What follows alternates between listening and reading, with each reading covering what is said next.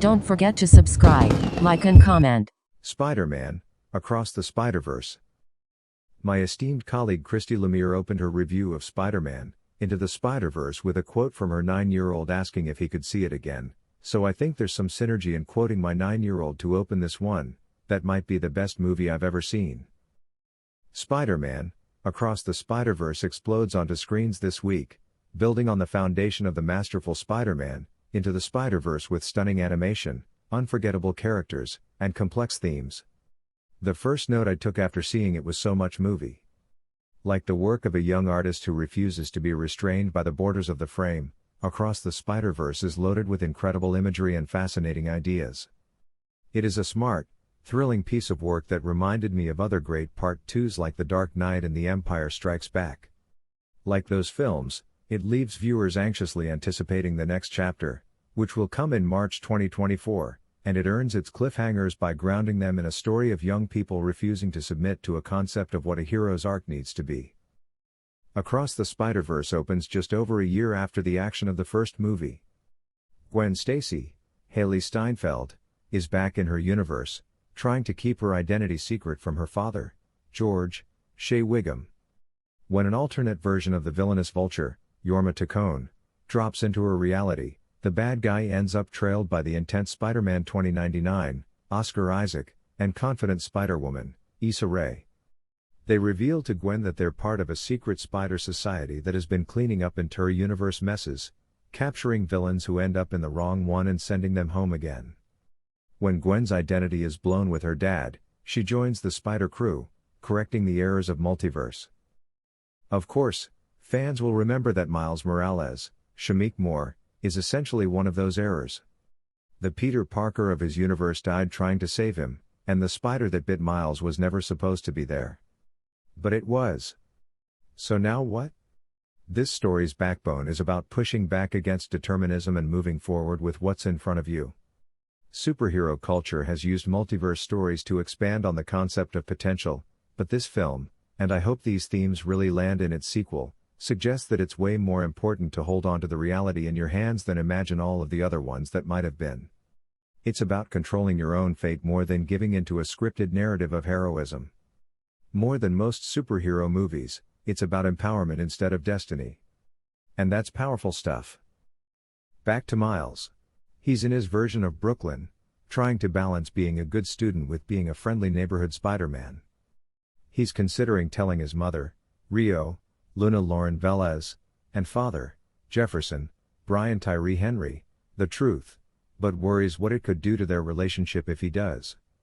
One day, an odd duck that Miles thinks is just a villain of the week pops up in the form of the Spot, Jason Schwartzman. Formerly known as Dr. Jonathan Ahn, the once Alchemax employee was forever altered by the first movie's action, able to control time and space through a series of portals. At first, it's kind of cute how he tries to steal an ATM with a portal, but the Spot ends up being significantly more dangerous as his powers grow, opening passages that can destroy worlds. Naturally, the emergence of the Spot gets the attention of the Spider Society, which sends Gwen and company back into the life of Miles Morales. The first sequence of their reunion is an absolute marvel as the two characters swoop and swing through the city, flirting their way through the sky. It culminates with a series of shots high above the city as the pair sits upside down, the skyline inverted behind them. It's a quiet sequence in a movie that's often very loud and a reminder of the film's stunning visual confidence, just as striking in its calm as its noise. If the first film interrogated who gets to be a hero, the second film takes that further to ask how heroism is defined. Why does every hero's arc have to be the same? Why does so much superhero mythology lean into the idea that it is only through tragedy that heroism can be born? In an era when superhero movies have taken over the culture, writers Phil Lord, Christopher Miller, and David Callahan use animation's freedom to unpack the structure of a world they know and love. It's a script that earns every one of its 140 minutes, almost overwhelming in its abundance of ideas. To be fair, my youngest also turned to me at one point and said, "I have no idea what's going on." He said it with a smile. Of course, most will remember its imagery more than its ideas. Directors Joaquim dos Santos, Kemp Powers, and Justin K. Thompson built on the first movie's aesthetics with one of the most strikingly conceived and executed animated films ever made. From the very beginning, the animators are using their form to do things that would never be possible in the MCU, and the art of Across the Spider-Verse feels even more self-assured than the first film. It's not just that every action sequence would cost $500 million in a live-action film. It's that this freedom has been employed artistically and cohesively instead of just extravagantly. Even in a film where characters defy time and space with every leap and dive, the choreography of the action is easier to follow than some of the Hollywood blockbusters released already this season. There's a true craftsmanship to the action that's breathtaking, especially in a late sequence when Miles breaks free from what the canon says he has to be. It helps greatly that the entire cast here brings their vocal A-game.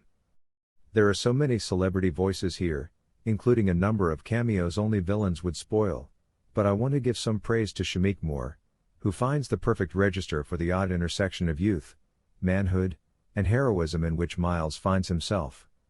It's a vocal performance with just the right blend of curiosity, vulnerability, and growing confidence.